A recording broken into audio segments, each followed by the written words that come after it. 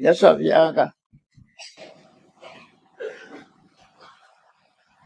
မြင့်မြတ်တဲ့စိတ်နေသဘောထားကိုအခြေခံပြီးတော့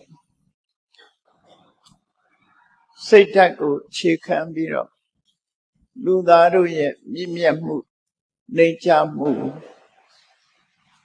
သတ်မှတ်ဟောကြားခဲ့တာဖြစ်တယ်ပေါ့မြင့်မြတ်ခြင်းနှိမ့်ချခြင်းဆိုတာဟာ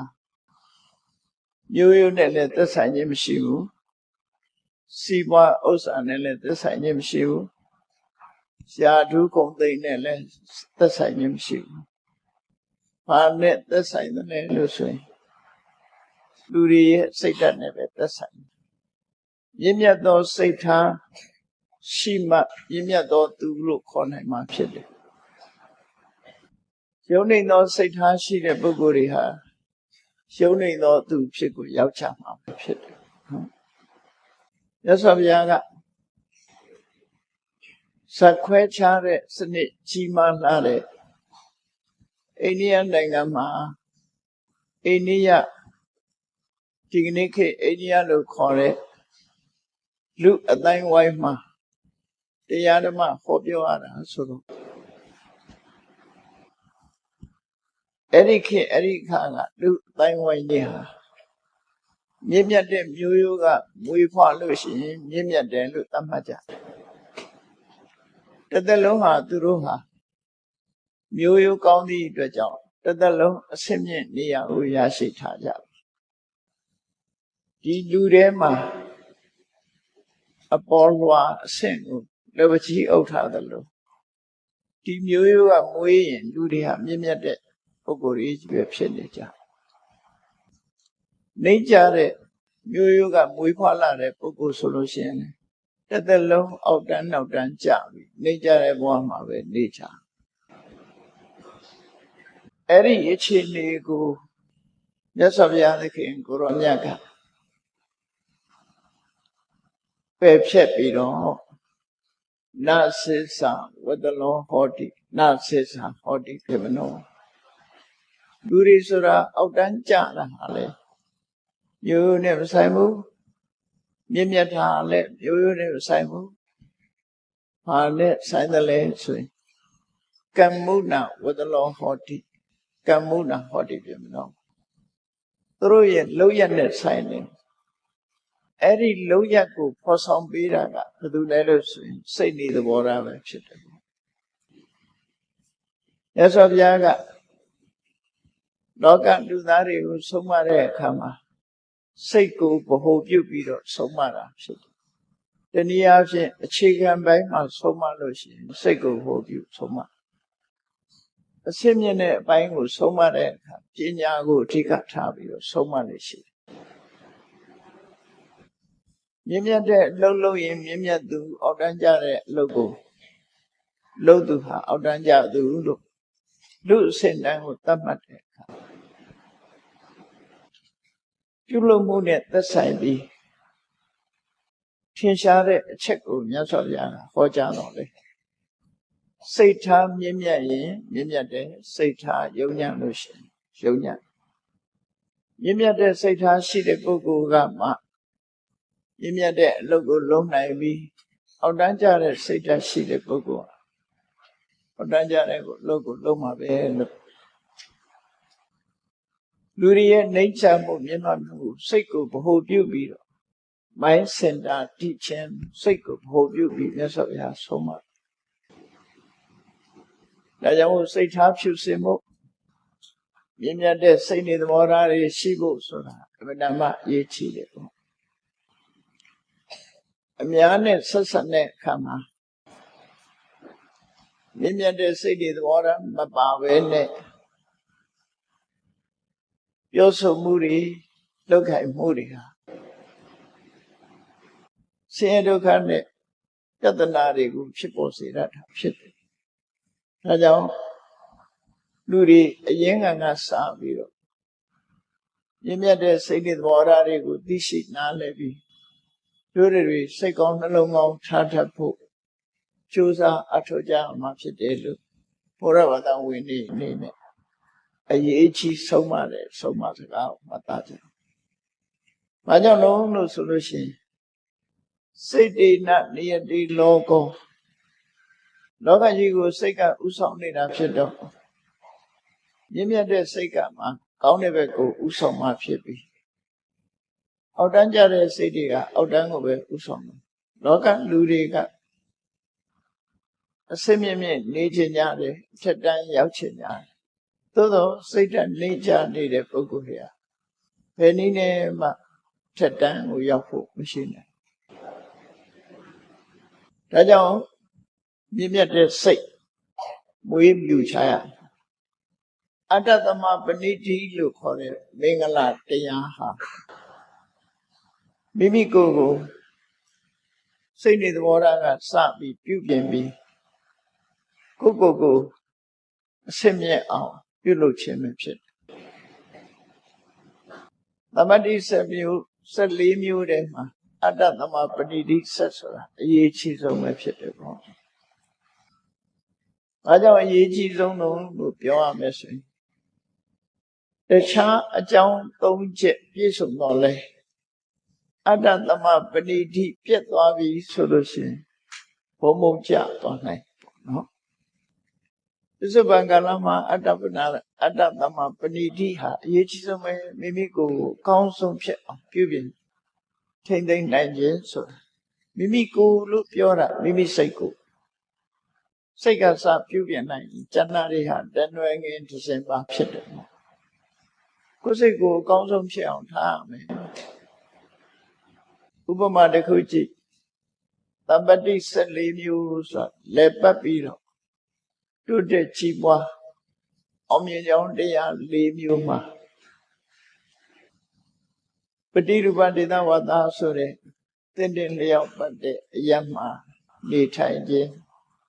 တပ္ပုရိသဝတ္တယသူတော်ကောင်းနဲ့ပေါင်း၍သူတော်ကောင်းအမိရှိခြင်း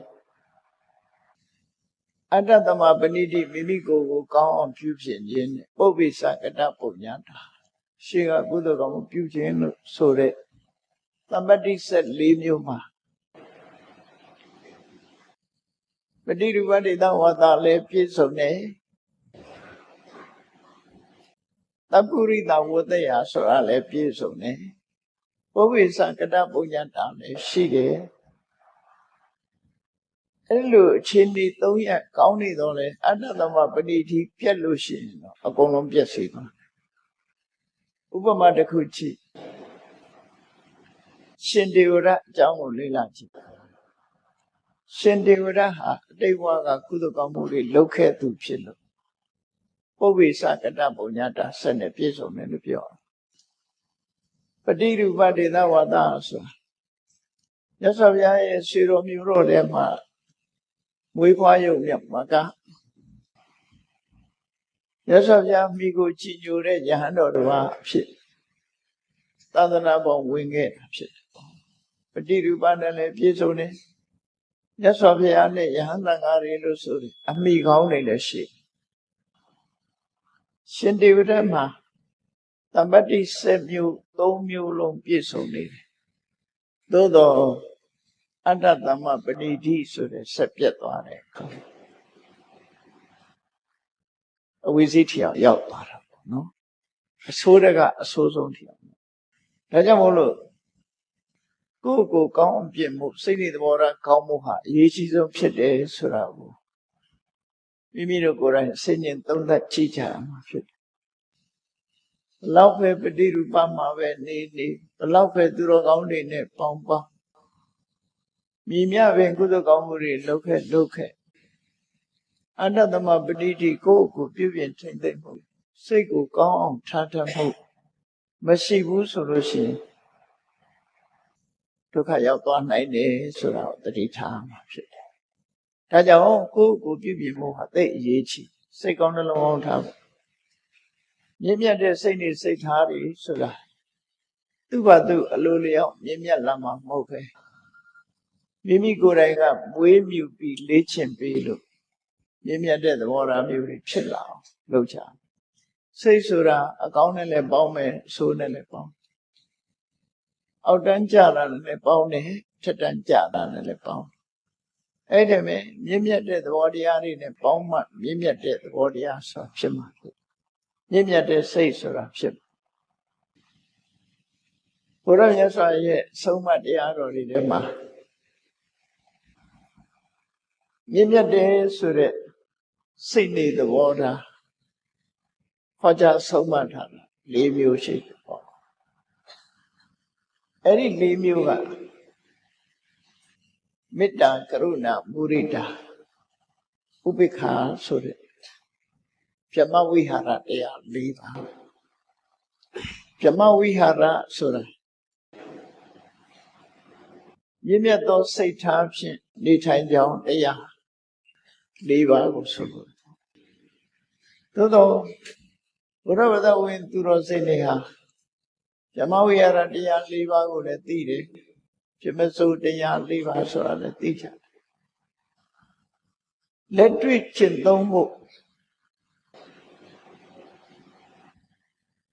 ထို့သို့သိပြီးတဲ့နောက်မှာလက်တွေ့ကျင့်သုံးဖို့အလံဝေးမနေစေဖို့တတိထားမှာဖြစ်တယ်ပေါ့နော်သိတော့သိတယ်မကျင့်ဘူးဆိုလို့ရှိရင်အလံဝေးกว่าနေမှာဖြစ်တယ်အဲ့ဒီစိတ်နေသဘောထား၄ရဟာမြင့်မြတ်တယ်တဲ့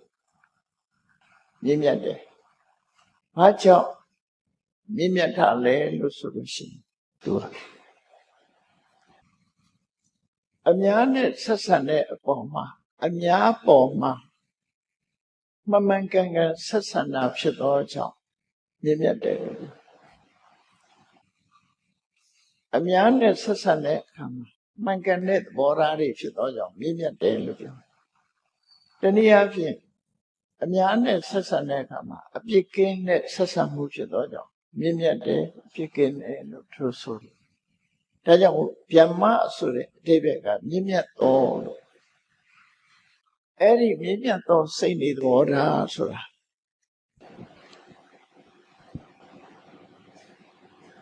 နံပါတ်1ကမေတ္တာဆိုတာ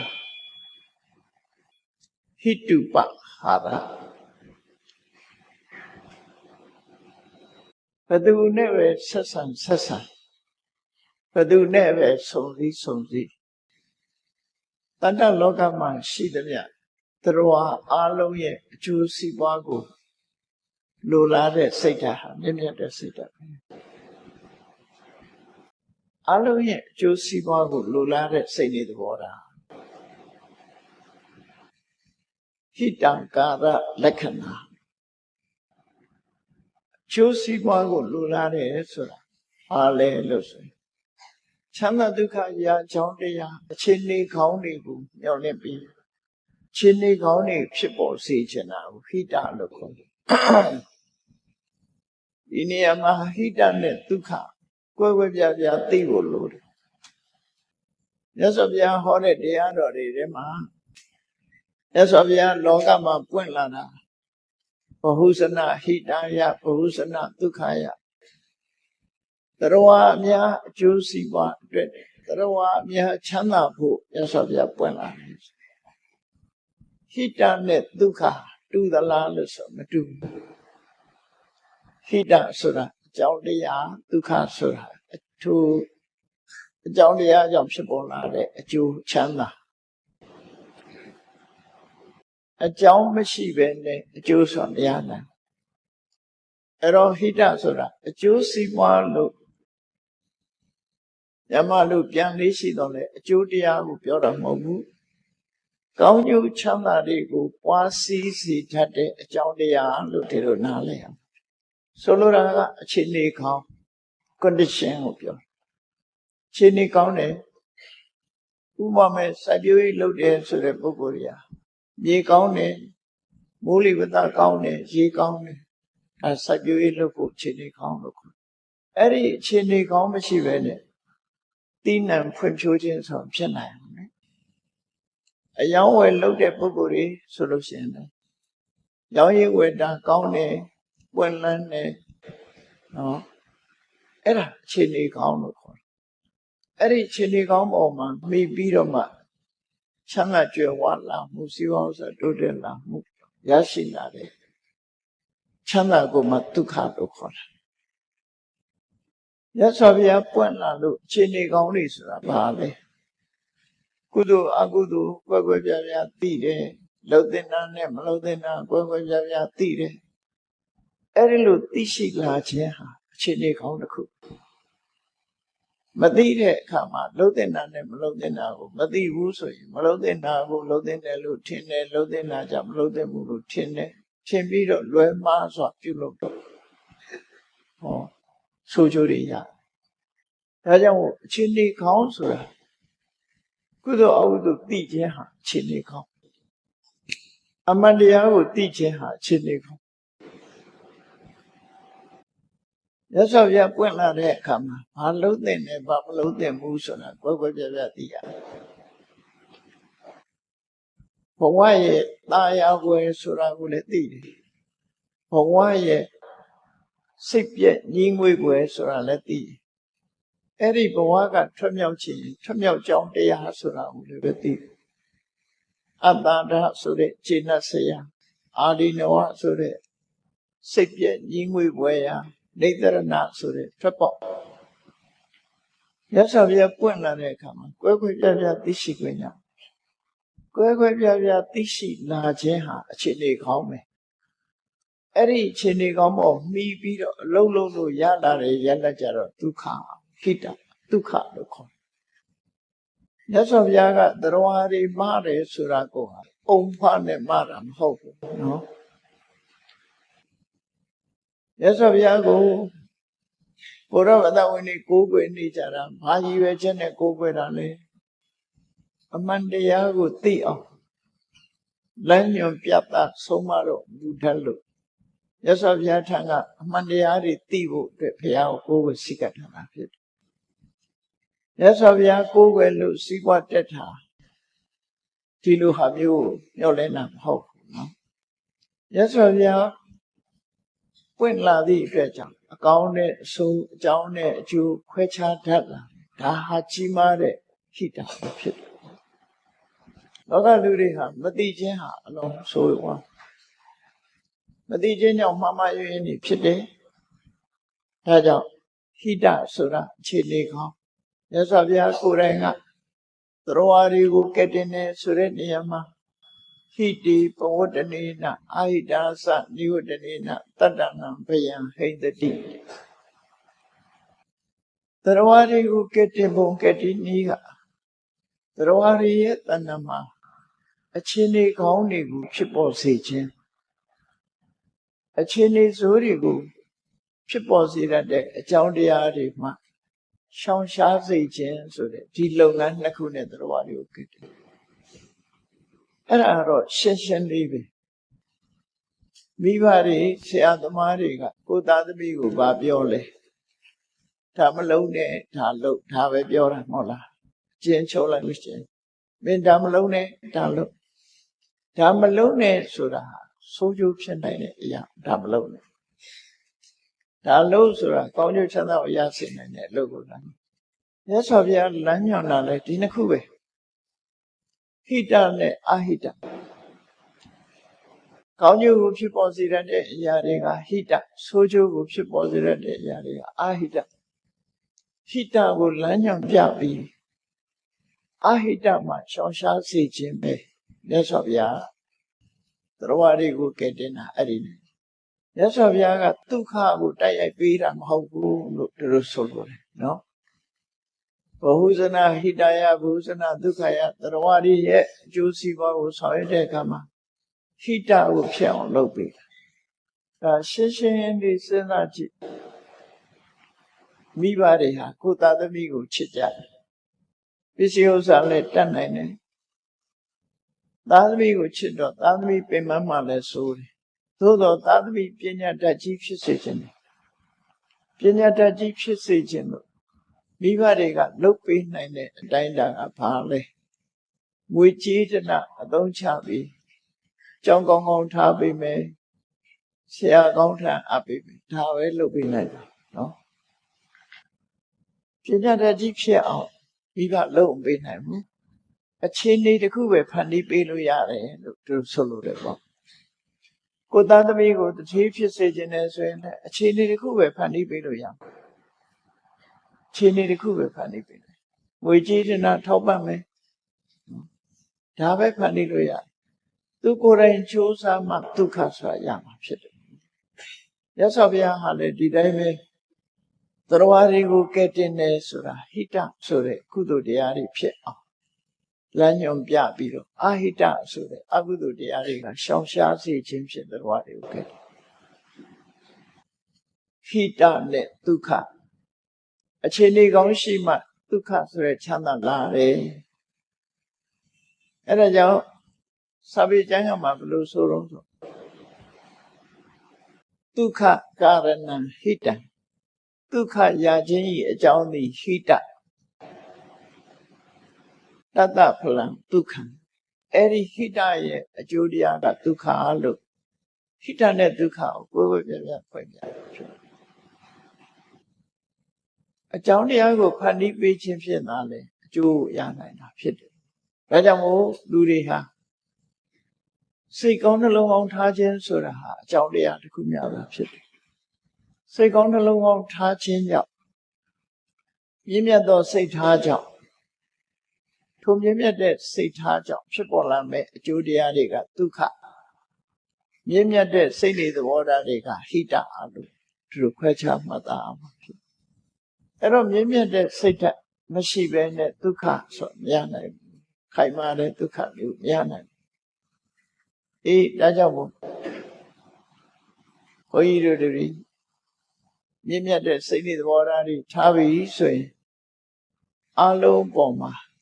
ဒုက္ခကိုပေးလို့မရတော့ဘာပေးရအောင်ဟိတဆိုတာပေးရအခြေအနေကောင်းတွေရရှိကြပါစေအလုံးအဆင်ပြေကြပါစေဒါဟိတုပကာရလက္ခဏာမေတ္တာဆိုတာသရဝါဒီပေါ်မှာအကျိုးစီးပွားကိုဖြစ်စေခြင်းနဲ့ဆန္ဒအဲ့ဒီဟာမောမြတ်တဲ့စိတ်တွေသဘောထားလို့သူပြောတာနော်မေတ္တာဆိုတာမေတ္တာဘုတ်ကိုရွတ်နေရမယ်အနေထားမျိုးမဟုတ်ဘူးမိမိစိတ်ဓာတ်ကိုကအများခေါင်းစားစေခြင်းနဲ့စိတ်ဓာတ်ဖြစ်နေဖို့လိုအပ်တယ်လေဘာကြောင့်လို့ဆိုရင်မေတ္တာဘုတ်ဆိုတာရတာရွတ်ကြတယ်လေဒီခါတည်းရတာရွတ်ပြီးအဓိပ္ပာယ်တောင်းမစင်စားရင်အလေးနဲ့သိချင်မှသိမှာပေါ့ဒါကြောင့်မို့မေတ္တာရဲ့သဘောတရားဟာအမုန်းကင်းစင်ရမယ်ကိုယ့်ရဲ့ရင်ထဲနှလုံးထဲမှာတစ်ဖက်သားပေါ်မှာခြေနှက်တာမခြေမနှက်ဖြစ်နေတာမရှိဘူးမုန်းနေတာမရှိဘူးပျက်စီးစေလိုတဲ့စိတ်တွေမရှိဘူးအလုံးအစဉ်ပြေစေခြင်းနဲ့စိတ်ဓာတ်တွေမွေးတာဟာဒါမေတ္တာလို့ခေါ်တယ်ဒါမြင့်မြတ်သောစိတ်နေသဘောထားပဲအဲ့ဒီမြင့်မြတ်သောစိတ်နေသဘောထားမေတ္တာကိုအခိုင်အမာထားလိုက်ပြီဆိုလို့ရှိရင်အများနဲ့ပတ်သက်လာတဲ့အခါမှာကိုမေတ္တာထားသလိုဖြစ်မလာတဲ့ပုဂ္ဂိုလ်ရှိတယ်ဖြစ်လာတဲ့ပုဂ္ဂိုလ်ရှိတယ်ကိုကလုပ်ပေးနိုင်တာတော့မဟုတ်ဘူးအကုန်လုံးဒီလူတယောက်ကြီးပွားတိုးတက်စေခြင်းနဲ့မေတ္တာထားတယ်သို့တော့သူဟာကိုမေတ္တာထားသလိုဖြစ်မလာပဲနဲ့ဆင်းရဲဒုက္ခနဲ့ကြုံရတယ်အဲ့ဒီပုဂ္ဂိုလ်မျိုးပေါ်ကြတာဘာဖြစ်လဲသူ့ရဲ့ဒုက္ခကိုမရှုရဲ့မနေစိတ်ဒီဆင်းရဲဒုက္ခကလွတ်စေခြင်းနဲ့စိတ်နေသဘောထားတစ်ခုထပ်ပေါ်လာခုနကအကျိုးစီးပွားကိုလိုလားတဲ့စိတ်ကမေတ္တာစိတ်ထဲမှာဖြစ်ပေါ်လာတာကမေတ္တာဆင်းရဲဒုက္ခရောက်သွားတဲ့ပုဂ္ဂိုလ်ပေါ်မှာကြတယ်ထိုအခက်ခဲတွေကနေလွန်မြောက်သွားစေခြင်းသူ့ရဲ့ဒုက္ခကိုချင်းစာပြီးတော့အဲ့ဒီဒုက္ခကမြန်မြန်လွတ်စေခြင်းကရုဏာဆိုမေတ္တာရှိရင်ကရုဏာဖြစ်ဖို့ရတယ်အလွန်ကြီးခဲလာတော့တာမဟုတ်တော့ဒါမို့မေတ္တာကိုအခိုင်အမာတည်ဆောက်ကြအောင်နောက်တစ်ခါကိုကမေတ္တာထားတဲ့ပုဂ္ဂိုလ်တူတယောက်ကမေတ္တာထားတဲ့ပုဂ္ဂိုလ်အောင်မြင်ကြီးပွားလာပြီဆိုရင်ကိုမေတ္တာထားတိုင်းဖြစ်လို့ဝမ်းသာခြင်းမျိုးကဖြစ်လာမေတ္တာခိုင်မာလို့ရှိရင်မုဒိတာဖြစ်ဖို့လည်းမခဲရင်တော့ Gavi Kumita, Pakaima Buse, Bachela. Jealousy, so 8 of Chelavia. Era General, a monet to Pelavia. Kore dam Nalo so Chela. Midaja, go a cheaper to decision. Go to decision, I do a cheaper to the Dores. One time, Nayabe, Lusso. Every one time, like Muha, Magane Lanjo, Magane City, Warabe. Erelu, one time, Nayenga, Murita. Upika Suraja. Chichim Monjin Yap. Chichim Monyango, John Pupil.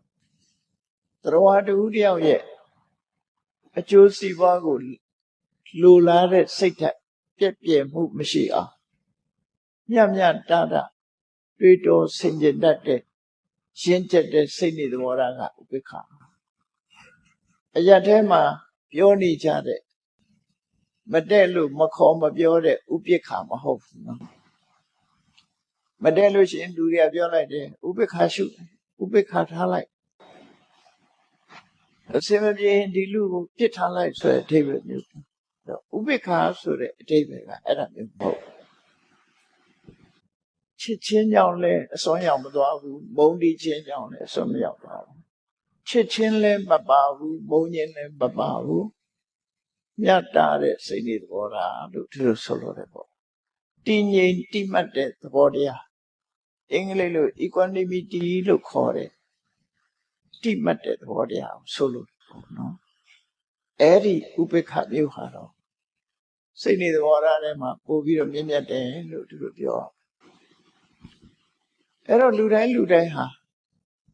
Maybe at the Satari would turn a mess solution. Maybe at the Satago, John Pupio. Eribogo, maybe at the Bogoshita. Satan, maybe at the Dredja, maybe at the Bogo Yauta. Erilu need Hamu Yaw. Chins on Yam Hapshit. Erilu chins on my ma. Nimiado say the Warari. Ruari Alo Boma, Kaima Tanaibi. Goyenema. Nimia de Diari, Game Beer, Nimia de Bois, Yocha Hapshit.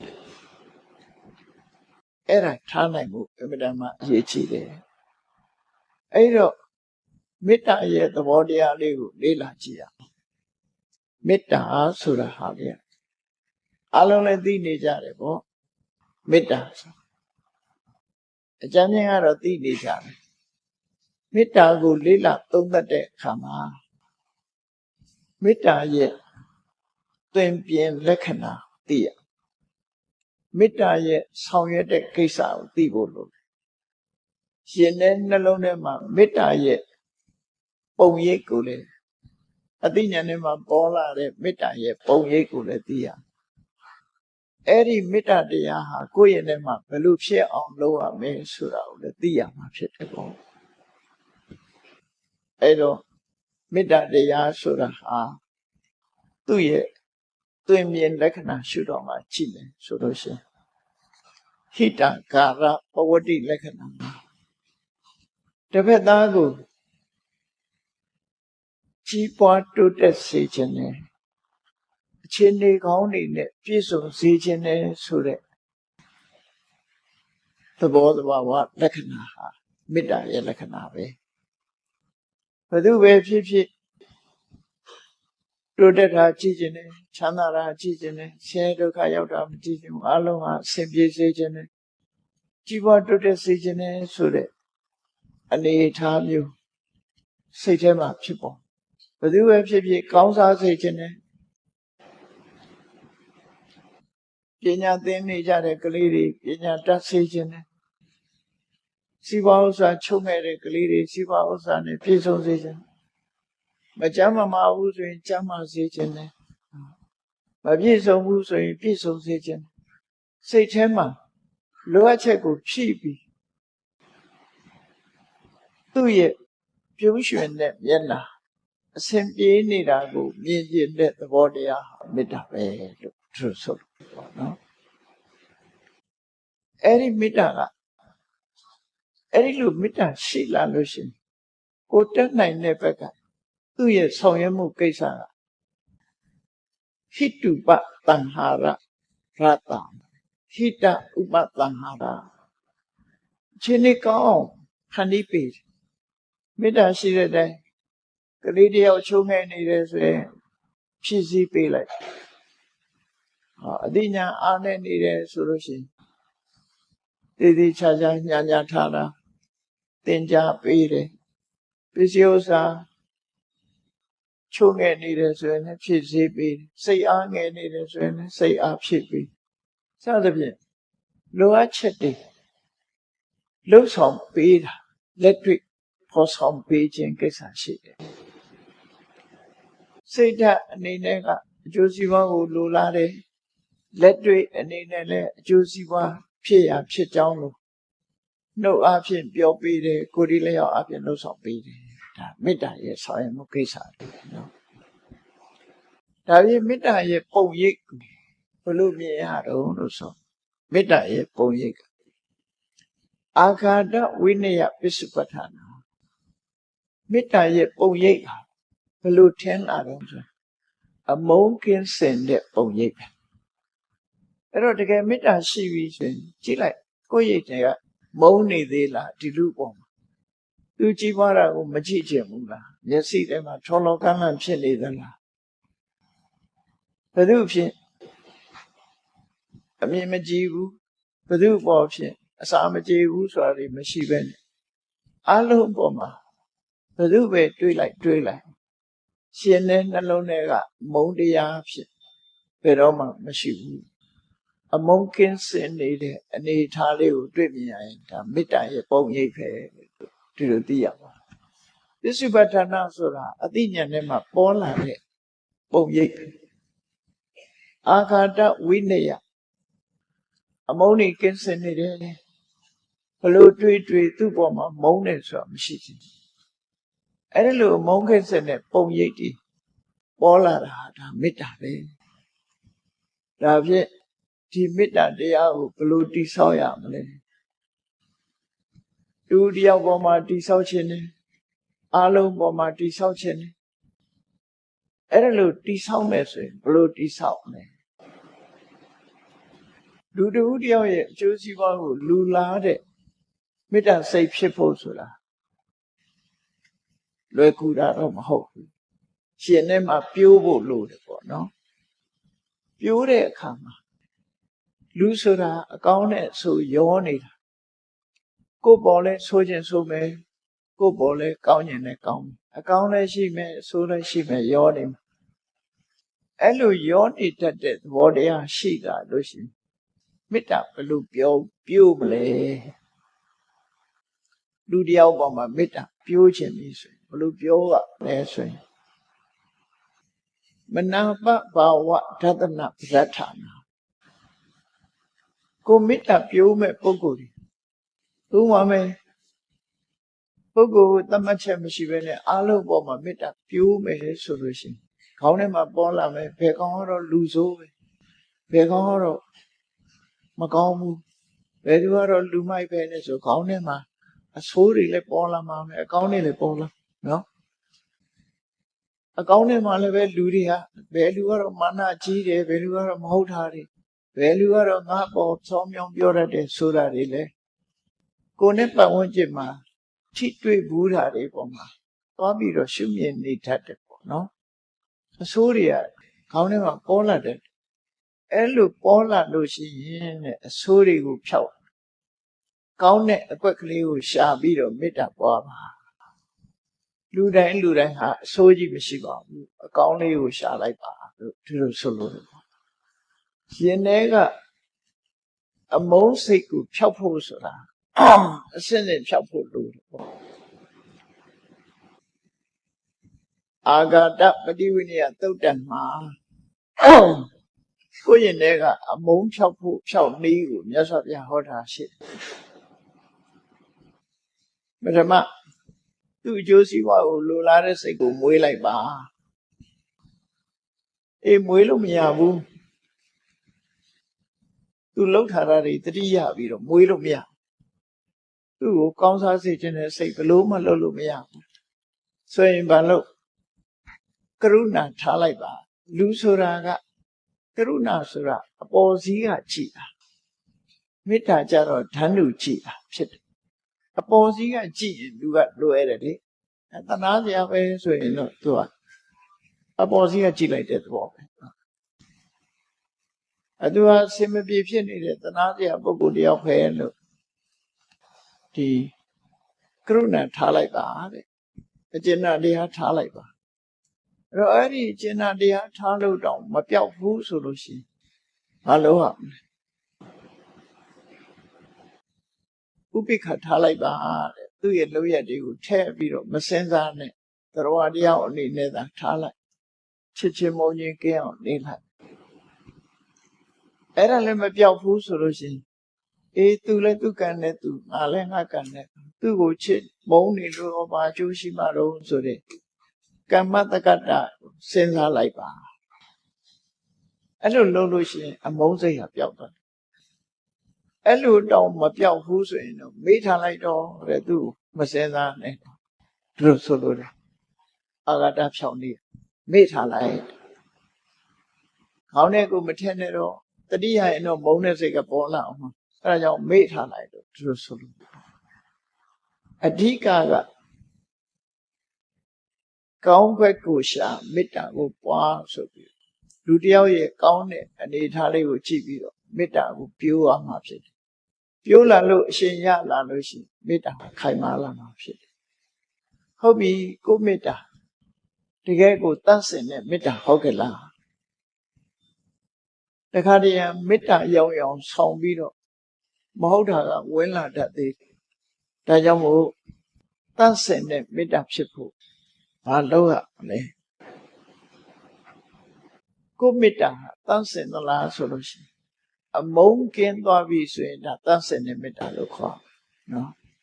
အမုန်းတရားလုံးဝပျောက်သွားပြီဆိုရင်တတ်စင်တဲ့မေတ္တာလို့အမုန်းကင်းစင်ယုံညမကဘူးချစ်စိတ်ဝင်လာပြီဆိုရင်တော့ပြတ်သွားပြန်ရောအဲ့ဒီမေတ္တာတဏှာရာဂဖက်ရောက်သွားအဲ့တော့မေတ္တာမှာအနှောင့်အယှက်နှစ်ခုရှိတယ်အနိကအနှောင့်အယှက်နဲ့အဝေးအနှောင့်အယှက်အနိကအနှောင့်အယှက်ကမေတ္တာနဲ့သဘာဝချင်းဆင်တူတဲ့ရာဂချစ်ခင်မှုရာဂကမေတ္တာရောင်ရောင်နဲ့သူဒါကြောင့်မလို့အရာထဲမှာတွဲသုံးတော့သူ့ပေါ်မှာမေတ္တာရှိတယ်ငါပေါ်မေတ္တာရှိတယ်ပြောနေကြအဲ့ဒါဒီမေတ္တာပြောတာမဟုတ်နော်မေတ္တာရှိတယ်နဲ့အရာထဲမှာပြောနေကြတယ်မေတ္တာမျှကြတယ်လို့ဘာလို့ပြောကြတယ်ဒီမေတ္တာမဟုတ်ဘူးအဲ့ဒါအလွယ်သုံးစားလုပ်နေတာဖြစ်တယ်တကယ်ကတော့တဏှာရာဂစိတ်သာဖြစ်တယ်တဏှာရာဂဆိုတဲ့သဘောတရားဟာကိုယ့်အတွက်ကြည့်တာကိုယ့်အတွက်ကြည့်တယ်ဆိုတာဘယ်လိုတော့ဆိုတာလူတွေဟာတယောက်နဲ့တယောက်ချစ်တယ်ဆိုတာဟာချစ်ကြတယ်ခင်ကြတယ်ဆိုတာသူ့ကိုမြင်နေရရင်သူ့အတန်ကြားနေရရင်စိတ်ချမ်းသာတယ်အဲ့ဒီချမ်းသာတာကိုလိုချင်တာပဲအမှန်သူကကိုယ့်ကိုအဲ့ဒီလိုချမ်းသာအောင်လုပ်မပေးနိုင်ဘူးတပူပူတိုက်လို့စိတ်ညစ်အောင်လုပ်လို့ရှင်ကြွယ်ကြပြန်တော့အဲ့ဒါနော်ကိုယ့်ကိုစိတ်ညစ်အောင်လုပ်ရင်ကြွယ်တာပြန်တော့အဲ့တော့မေတ္တာအစစ်ကြတော့အဲ့ဒီလိုမဟုတ်ဘူးမေတ္တာအစစ်အမုန်းကင်းစင်မှုသာဖြစ်တယ်ပေါ့အမုန်းကင်းစင်သွားရင်မေတ္တာဖြစ်သွားပြီတဏှာနဲ့ချစ်စိတ်ဝင်လာပြီဆိုရင်မေတ္တာပြတ်သွားပြန်ပြီသို့တော့အဲ့ဒါကိုမေတ္တာပြတ်တယ်လို့မသိကြဘူးလို့မေတ္တာပျက်စီးသွားခြင်းဖြစ်တယ်ဒါကြောင့်မို့မေတ္တာကိုတိတိမတ်မတ်ထိမ့်သိမ်းဆောက်ရှောက်ပြီးပွားများဖို့ဆိုတာခင်းနေလို့ပြောတယ်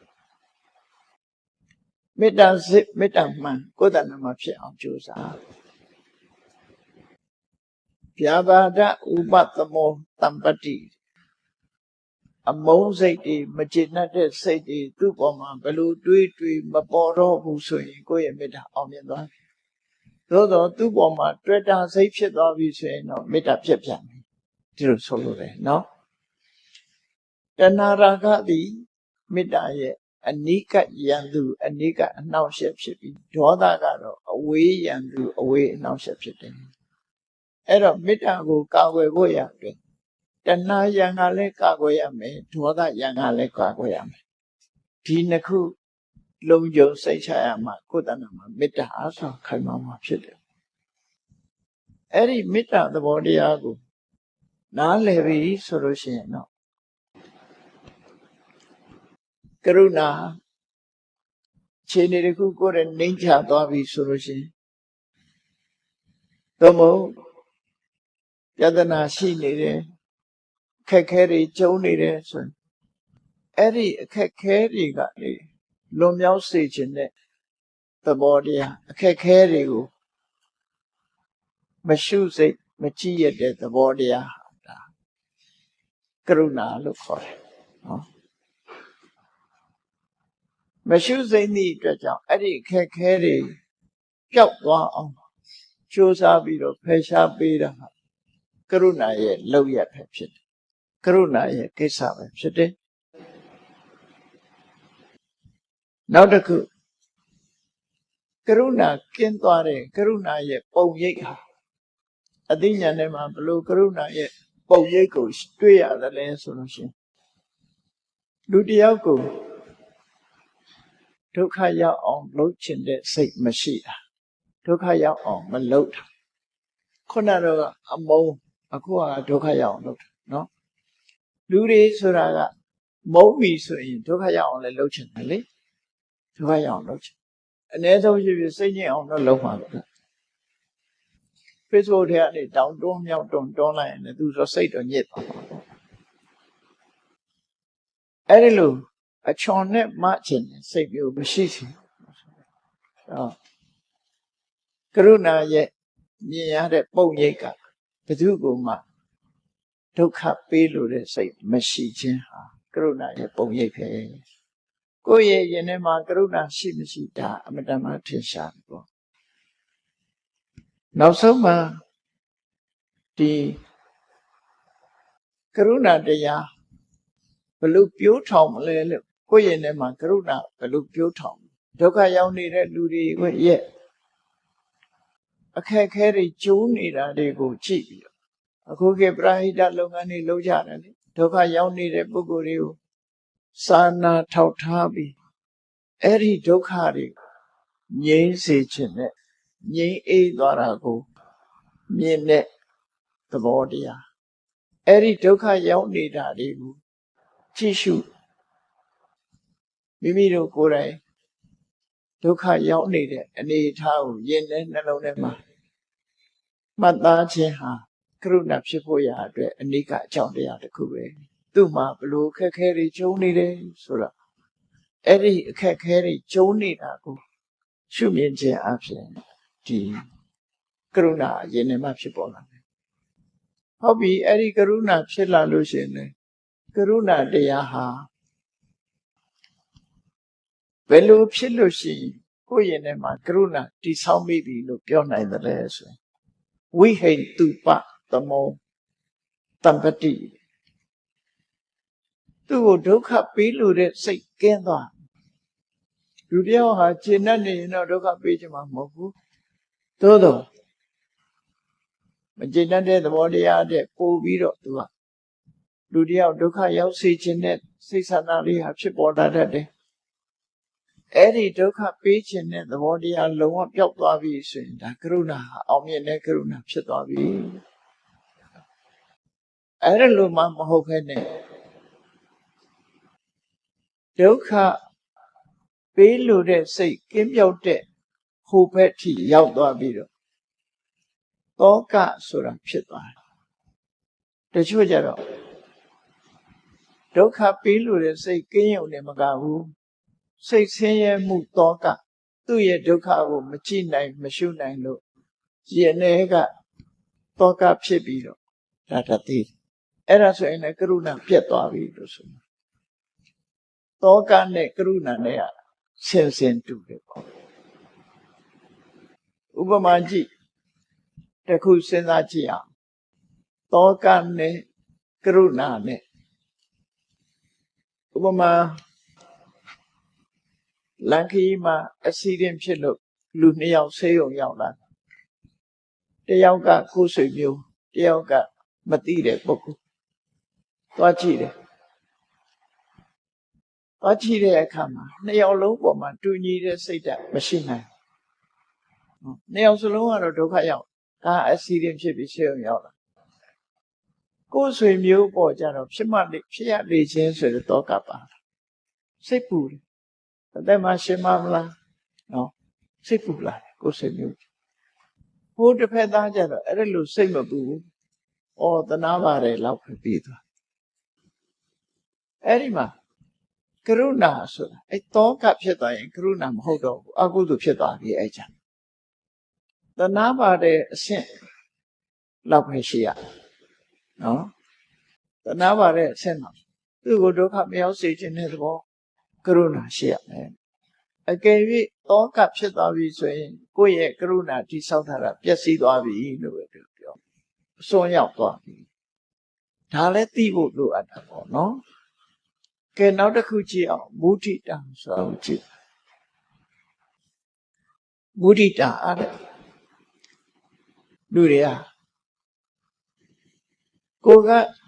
ချမ်းသာကြွယ်ဝစေခြင်းနဲ့ကျိုးစီးပွားကိုဖြစ်ထွန်းစေခြင်းဆိုတဲ့ပုဂ္ဂိုလ်တယောက်ဟာကိုထင်တာတဲ့ပို့ပြီးတော့သူကချမ်းသာသွားတယ်ပြည့်စုံသွားမုဒိတာဖြစ်လာလို့ရှိရင်ဝမ်းသာနိုင်တဲ့သဘောတရားရှိတယ်ဝမ်းသာတယ်သူ့ရဲ့ဆောင်ရွက်မှုကိစ္စကဘာလို့ဆိုရင် jealousy မဖြစ်ဘူးနော် jealousy မဖြစ်ဘူးအိတ်တာမဖြစ်ဘူးအိတ်တာကင်းတဲ့သဘောတရားရှိတယ်သူ့ရဲ့ပုံရိပ်ကတော့ဘာလို့ဆိုလို့ရှိရင်လူတွေဟာသူများကောင်းစားတာကိုစိတ်ထဲကမပျော်နိုင်ဘူးဆိုတာရှိတယ်နော်သူများကောင်းစားလို့ရှိရင်မကြားချင်ဘူးဘယ်လိုအဖြစ်ကြီးပွားဥစ္စာတိုးတက်သွားတယ်ဘယ်လိုအဖြစ်အောင်မြင်သွားတယ်ကြော်ကြားသွားတယ်ဆိုမကြားချင်အဲ့ဒီအရတိလို့ခေါ်တယ်မပျော်ဘူးစိတ်ကလူတစ်ဖက်သားရဲ့ကောင်းတဲ့ပေါ်မှာစိတ်ကမပျော်နိုင်ဘူးအရတိဝိခာတပစ္စုပ္ပတ္ထအရတိကြောင့်လူတွေဟာပင်ပန်းနေသူကြီးပွားသွားတာကိုကိုယ်စိတ်ထဲမပျော်နိုင်တာအဲ့ဒီမပျော်နိုင်တဲ့သဘောတရားလုံးဝပျောက်သွားတဲ့ပုံရိပ်ဟာမုဒိတာရဲ့ပုံရိပ်ပဲနော်ရှင်းနိုင်တယ်ပျော်မွေ့နိုင်တယ်ကိုကြီးပွားသလိုစိတ်ထဲမှာခံစားရတယ်သူရထားတဲ့အခြေအနေကောင်းတွေကိုကိုရှင်းနေတယ်အဲ့ဒါဟာမုဒိတာရဲ့ပုံရိပ်ပဲလို့ပြောဆိုတယ်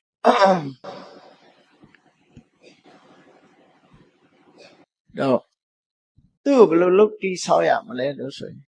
တတ္တနာတံပတ္တိထသနာပဋ္ဌာန်သူတို့ရဲ့အောင်မြင်မှုကိုရှုမြင်ခြင်းဟာမုဒိတာဖြစ်ဖို့အတွက်အကြောင်းတရားပဲလူတယောက်ရဲ့အောင်မြင်ကြီးပွားမှုကိုအာယုပြုပြီးတော့မုဒိတာတရားကိုပွားရသူတို့ဆိုလို့ရပေါ့နော်ကောင်းပြီအဲ့ဒီမုဒိတာတရားဟာပြည့်စုံတဲ့အနေထားဘယ်လိုဟာလဲလို့ဆိုအရတိဥပသမောတမ္ပတ္တိသူများကြီးပွားတာဆိုတဲ့အပေါ်မှာစိတ်ကမပျော်မွေ့နိုင်ဘူးမခံစားနိုင်ဘူးဆိုလို့ရှိရင်မခံစားနိုင်ဘူးဆိုတဲ့စိတ်ပျောက်သွားပြီဆိုလို့ရှိရင်ဒါမုဒိတာအောင်မြင်သွားပြီလို့ပြောတယ်နော်ဘယ်လိုပဲကြီးပွားတယ်ပျော်ကျင့်တတ်တယ်အားရတယ်ပါဟတတံဘောပြည့်ရဲ့ပြုခြင်းတဲ့စိတ်နဲ့ဒီလူတွေဟာလူတယောက်ကြီးပွားလို့ရှိရင်သူပြည့်ရဲ့ပြုပြီးတော့ပြောတတ်တယ်နော်ပြည့်ရဲ့ပြုတတ်တယ်ဆိုတာဟုတ်အာကြီးပွားမှာပေါ့ဘာတွေလောက်တာကိုလဲဆိုပြည့်ရဲ့ပြုမှုတွေတို့ရေသွမ်းသွေးတာတို့လောက်တတ်တယ်ပြောင်းလောင်းတဲ့သဘောပေါ့အလေးနဲ့မထားဘူးဆိုတဲ့သဘောပေါ့ဒီဘက်သားကြီးပွားလာတာကိုအလေးနဲ့မထားတဲ့သဘောပေါ်လာလို့ရှိရင်အဲ့ဒါမုဒိတာပြတ်သွားပြန်တယ်ဒီလိုဆို ကဲဥပိ္ပခာကြတော့ပါလေဒါကအလွန်မြင့်မြတ်တဲ့သဘောတရားပဲဥပိ္ပခာတတ္တိတုမစ္ဆတခါရလက္ခဏာဥပိ္ပခာတရားတွေပေါ်မှာမြတ်တာတဲ့စိတ်သဘောထားနိုင်တယ်မြတ်တာတဲ့စိတ်ဆိုတာလူတွေမှာမမြတ်တာတဲ့စိတ်ကဘာလဲဆိုချစ်ရင်တစ်မျိုးမုန်းရင်တစ်ဖုံမတူကြဘူးเนาะချစ်ရင်စိတ်ဓာတ်ကတစ်မျိုးမုန်းရင်စိတ်ဓာတ်ကတစ်မျိုးဟောချစ်ချင်းမုန်းချင်းနှစ်ခုမရှိဘဲနဲ့မြတ်တာတဲ့စိတ်ထားနိုင်တာဥပိ္ပခာမြတ်တာတဲ့စိတ်ထားသမဘာဝဓာတနာရတာအားလုံးညီတူညီမျှရှုစားနိုင်တဲ့ကိစ္စကြည့်ရှုနိုင်တဲ့ကိစ္စရှိတယ်ပဋိက္ခနုနယပစ္စုပ္ပထာနာသူ့ရဲ့ပုံရိပ်ကတော့ဘာတော့ဆိုဥပိ္ပခာရဲ့ပုံရိပ်ကမုန်းတီးခြင်းလည်းမရှိဘူးချစ်ခင်ခြင်းလည်းမရှိဘူးအမုန်းလည်းမပါဘူးအချစ်လည်းမပါဘူးနှစ်ခုကြားမှာနေတာဥပိ္ပခာနော်မုန်းတာလည်းမဟုတ်ဘူးချစ်တာလည်းမဟုတ်အဲ့ဒီကြားမှာမြတ်တာတဲ့အနေထားပုံရိပ်ဟာဥပိ္ပခာလို့ခေါ်တယ်အဲ့ဒီလိုမြတ်တာတဲ့မုန်းခြင်းချစ်ခင်ခြင်းဆန့်ကျင်ခြင်းလိုက်လျောခြင်းဆိုတာဒီပျောက်ကင်းသွားပြီဆိုရင်ဒီဥပိ္ပခာရဲ့သဘောဒါဖြင့်ဥပိ္ပခာကိုဘယ်လိုပြိုးထောင်မလဲဆိုရင်ကမ္မတက္ကတာဓတနာပဋ္ဌာနာတရားဆိုတာကိုယ်ကံနဲ့ကိုယ်ပဲဆိုတာကိုစဉ်းစားတတ်ရ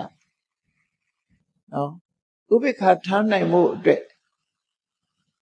သူလည်းသူကံနဲ့သူငါလည်းငါကံနဲ့သူတရားဆိုတာကိုလုပ်ပေးခြင်းလို့လည်းရခြင်းမှရမယ်ကိုကမုန်းနေလို့လည်းအကျိုးမရှိဘူးချစ်နေလို့လည်းအကျိုးမရှိဘူးသူလည်းသူကံနဲ့တရားတစ်ခုကံတစ်ခုဆိုတာကိုဆင်ញင်စဉ်းစားကြည့်ခြင်းအပြင်သူ့ပေါ်မှာချစ်ချင်းမုန်းခြင်းကိုလျှော့ချနိုင်ပြီးတော့ဥပိ္ပခာကိုထူထောင်လို့ရတယ်လို့သူတို့ဆိုလို့ပေါ့နော်အဲ့လိုထူထောင်လို့ရအေးချစ်ချင်းမုန်းခြင်းကင်းသွားပြီဆိုရင်ဒါဥပိ္ပခာရဲ့အောင်မြင်မှုပဲဖြစ်တယ်ပေါ့အဲ့ဒီပဲအမှန်မသိလို့လူတွေဟာလစ်လျူရှုတာလည်းရှိတယ်အကောင်းလားအဆိုးလားမခွဲခြားနိုင်လို့လစ်လျူရှုတာမျိုးကြတော့ဥပိ္ပခာရဲ့ပျက်စီးမှုဥပိ္ပခာဆိုတာတိတိတာတာချစ်ချင်းမုန်းခြင်းကင်းတဲ့ပုဂ္ဂိုလ်ဖြစ်ရသို့မဟုတ်လူဟာချစ်စရာလားမုန်းစရာလားကိုမသိပဲနဲ့ထုံထုံထိုင်းထိုင်းဖြစ်နေလို့လစ်လျူရှုနေတာမျိုးဘာမှမသိလို့လစ်လျူရှုတာမျိုးကြတော့ဥပိ္ပခာမဟုတ်ဘူးလို့ဆိုတယ်နော်အဲ့ဒီပြမစိုးတရား၄ပါးပြမဝိဟာရတရား၄ပါးဟာကိုယ့်ရင်နဲ့နှလုံးနဲ့ပြုစုပြောထောင်ပြီးလို့ပြမစိုးတရားတွေကိုယ့်ရင်နဲ့ရောက်လာပြီဆိုရင်အဲ့ဒီပုဂ္ဂိုလ်ကမြင့်မြတ်တဲ့ပုဂ္ဂိုလ်ဖြစ်တာမြင့်မြတ်တဲ့ပုဂ္ဂိုလ်တွေဖြစ်လာလို့ရှိရင်မြင့်မြတ်တဲ့အလုပ်ကိုလုပ်ကြတာပဲဖြစ်တယ်ပေါ့နော်ဘုရားလောင်းတော်တွေဟာအခုလိုပါရမီ7ပါးဖြစ်ကျင့်တာဟာဇမဝိဟာရဆိုတဲ့နှလုံးသားကိုအခြေခံပြီးတော့ဖြစ်ကျင့်ကြတာဖြစ်တယ်ပေါ့ဘယ်လိုအခြေခံပြီးတော့ဖြစ်ကြသလဲဆိုရင်ကြည့်ဘုရားလောင်းတော်တွေဟာဒီ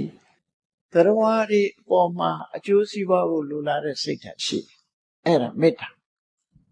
ဘယ်သူကိုပဲဖြစ်ဖြစ်ကောင်းစားစေခြင်းနဲ့ကောင်းစားစေခြင်းနဲ့စိတ်ရှိတယ်ကောင်းစားစေခြင်းနဲ့ရှိတဲ့တရားဝါတွေဟာလူတိုင်းကောင်းစားမှာမဟုတ်ဘူးဒုက္ခရောက်တဲ့ပုဂ္ဂိုလ်တွေရှိနိုင်တယ်အဲ့ဒီဒုက္ခကြုံလာတဲ့ပုဂ္ဂိုလ်တွေပေါ်မှာမရှုစိတ်ဖြစ်လာတယ်တိမခံနိုင်တဲ့အနေအထားမျိုးဖြစ်လာတယ်ဒုက္ခတွေကိုဖယ်ရှားပြစ်လို့တဲ့ဆန္ဒတွေဖြစ်လာတယ်အဲ့ဒါကရုဏာကိုထင်တဲ့အတိုင်းကြီးပွားတိုးတက်လာလို့ပြည့်စုံလာတယ်ဆိုရင်ဝမ်းသာနိုင်တယ်အဲ့ဒီဖြစ်ပေါ်လာတဲ့တရားဝါဒီအပေါ်မှာဘက်လိုက်တဲ့စိတ်ကင်းပြီးတော့မြတ်တဲ့စိတ်နဲ့နေတာဥပိ္ပခာလို့မေတ္တာကရုဏာမုဒိတာဥပိ္ပခာဆိုတဲ့ ဒီစိတ်ဓာတ်ဟာမြင့်မြတ်တဲ့အလုပ်ကိုလုပ်ကြတဲ့ဘုရားလောင်းပုဂ္ဂိုလ်မြတ်တွေဟာပါရမီ10ပါးဖြည့်ခြင်းဖို့အတွက်အခြေခံကောင်းတွေဖြစ်လာအဲ့ဒီအခြေခံကောင်းတွေပေါ်အခြေရပ်တည်ပြီးတော့တရားတွေရဲ့အကျိုးစီးပွားကိုဆောင်ရွက်တဲ့အနေနဲ့ကိုရှိတဲ့ပစ္စည်းဥစ္စာကိုမျှဝေပေးသောအဖြစ်ဒါနပါရမီဆိုလုပ်ကြဒါနပါရမီလုပ်တယ်မြင့်မြတ်တဲ့အလုပ်တစ်ခုပေါ်ဆောင်နော်ဒါနပါရမီကိုလုပ်တယ်တရားတွေချမ်းသာဖို့ပေကံစွန့်ကြဲခြင်းအဖြစ်လိုအပ်နေတဲ့ပုဂ္ဂိုလ်တွေဟာပြည့်စုံလာကြတယ်ဒါကြောင့်မို့ဒါနကိုရှုစွာလုပ်တယ်နောက်တစ်ခုကျတေတံဥပဂတံပရိဝိဇ္ဇယတသီလံသမာဓိယံတိကိုအကျိုးစီးပွားကိုလိုလားတဲ့တရားတွေထိခိုက်နစ်နာမှုကိုရှောင်ဖို့အတွက်သီလဆောက်တည်ကြအခုသီလဆောက်တည်ကြတယ်ဆိုတာအများအားဖြင့်ကိုကောင်းရာသုဂတိရောက်ချင်လို့နော်ငါးပါးသီလလုံလို့ရှိရင်အပယ်မကြဘူးဆိုတဲ့အတွေးတွေနဲ့ဆောက်တည်ကြတာလေဟောသေချာစဉ်းစားကြည့်လိုက်လို့ရှိရင်သီလဆောက်တည်တာဟာဘယ်သူမှမထိခိုက်အောင်လုပ်တဲ့သဘောပဲတရားတွေနဲ့ဆက်ဆက်ပြီးတွေးမယ်ဆိုလို့ရှိရင်ပါဏာတိပါဒကရှောင်ကျင်တယ်ဆိုတော့ကိုယ့်ကိုယ်တတ်တာမှမဟုတ်တာသူများဟုတ်တယ်ကိုယ်ကရှောင်ကျင်လိုက်တဲ့ဖြင့်ကိုယ့်ကြောင့်သိဆုံးရတဲ့ဒုက္ခရောက်ရတဲ့ပုဂ္ဂိုလ်မရှိဘူးအာဒိဏတဏှာရှောင်လိုက်တဲ့ဖြင့်ကိုယ့်ကြောင့်ပစ္စည်းပြတ်တဲ့ပုဂ္ဂိုလ်မရှိဘူးကာမေတုမိစ္ဆာစာရရှောင်လိုက်တဲ့ကိုယ့်ကြောင့်ကိုယ်သိက္ခာပျက်စီးသွားတဲ့ပုဂ္ဂိုလ်မရှိဘူးဟောသူများကိုမထိခိုက်အောင်သီလဆောက်တည်တယ်ဟာမေတ္တာအခြေခံတာကြတော့အဲ့သူများကိုမထိခိုက်အောင်သီလဆောက်တည်ကြတာဖြစ်တယ်မုဒ္ဒဝရကရှောင်ကျင်လိုက်တဲ့ပြင်ဘယ်သူမှအကျိုးစီးပွားလိမ့်နဲ့လှည့်စားခံရလို့အကျိုးစီးပွားပြပြသွားတာဆိုတော့မရှိဘူးဒါကြောင့်သူတော်ဘာမထိခိုက်သူရမီရယမူရစေဝသုံးစားခြင်းအဖြစ်လည်းပဲသူတော်ဘာမထိခိုက်အောင်ဘယ်လိုလုပ်လဲဆိုရင်ဝိစေဝရှောင်ကျင်ခြင်းအဖြစ်ကိုယ်မှသိဉာဏ်တွေရလာတယ်ကိုယ်အကျိုးဆောင်ရွက်နိုင်တယ်ကိုယ်မိသားစုအကျိုးဆောင်ရွက်နိုင်တယ်ကိုယ်နိုင်ငံအကျိုးဆောင်ရွက်နိုင်အကယ်၍မူရစေဝသုံးဆွဲနေမယ်ဆိုလို့ရှိရင်ကိုယ်အကျိုးလည်းမဆောင်ရွက်နိုင်ဘူးကိုယ်ပတ်ဝန်းကျင်ကပုဂ္ဂိုလ်ရဲ့အကျိုးလည်းမဆောင်ရွက်နိုင်ဘူးမူရစေဝရှောင်ခြင်းဟာလည်းပဲကိုယ်မိသားစုအကျိုးကိုယ်အကျိုးကိုယ်မိသားစုအကျိုးကိုယ်လူမျိုးကိုယ်တိုင်းပြည်ရဲ့အကျိုးဆိုတာဖြစ်လာဆက်နွယ်ပြီးတော့အဲ့လိုဖြစ်လာအဲ့ဒါကြောင့်လို့သီလဆောက်တည်တာဟာလည်းဘယ်သူမှမထိခိုက်ပါစေနဲ့ဆိုတဲ့ပြမစိုးတရားအခြေခံပြီးတော့သီလဆောက်တည်တာပဲဖြစ်တယ်ပေါ့ဘယ်တ attva မှမထိခိုက်ပါစေနဲ့ဆိုတဲ့အနေနဲ့ဆောက်တည်ဒါဖြင့်အဲ့ဒီဆောက်တည်ထားတဲ့သီလပြည့်စုံဖို့ရာအတွက်ယမယခအများထဲမှာနေမယ်ဆိုလို့ရှိရင်သီလကကျိုးပေါက်တတ်တယ်ဒါကြောင့်မို့ကျိုးပေါက်မှုကိုရှောင်ရှားသောအဖြစ်နိက္ခမ္မတောထွက်တယ်ဆိုတဲ့နော်တကူဒီသွားရောက်ပြီးတော့ renounce လုပ်တဲ့ပေါ့ခွင့်ရေးတွေကိုဆုံးလွတ်ပြီးတော့သီလကိုထိမ့်သိမ်းဆောက်ရှောက်ဖို့တော့အရက်ချင်းခတ်ပြီးတော့နေတယ်ဒါနိက္ခမ္မပါရမီဖြည့်တယ်ဆိုတာအဲ့ဒီသဘောပဲတရားတွေရဲ့အကျိုးစီးပွားကိုဆောင်ရွက်တဲ့အခါမှာတရားတွေရဲ့အကျိုးဖြစ်ထွန်းစေသလားအကျိုးမဲ့ဖြစ်စေသလားဆိုတဲ့အသိဉာဏ်ဟာအမှန်တမ်းအရေးကြီးတယ်အသိဉာဏ်မပါလို့ရှိရင်တရားတွေရဲ့အကျိုးစီးပွားကိုမဆောင်ရွက်နိုင်မမရွရင်နေကောင်းတယ်ထင်ပြီးမကောင်းတာလုပ်မိတတ်တယ်မကောင်းတာထင်ပြီးတော့ရှောင်မိတတ်တယ်တရားတွေဟာအကျိုးမဖြစ်ထွန်းဟိတအာဟိတအကျိုးကောင်းကျိုးကိုဖြစ်စေတတ်မှုဆိုးကျိုးကိုဖြစ်စေတတ်မှုဆိုတာဒီကွဲကွဲပြားပြားသိဖို့ရအတွက်ပညာပါရမီဆိုတာဖြည့်ရတယ်ပေါ့ဓမ္မပြည့်စုံအဲ့ဒါလိုပညာရှိလာပြီးတဲ့နောက်မှာတရားတွေရဲ့အကျိုးစီးပွားအတွက် အမြဲမပြတ်ကြိုးစားအထောက်မှုဆိုတာလည်းလိုအပ်တယ်ဒါကြောင့်မို့ဝိရိယပါရမီဖြစ်ရတယ်ဝိရိယပါရမီဖြစ်ခါတရားတွေရဲ့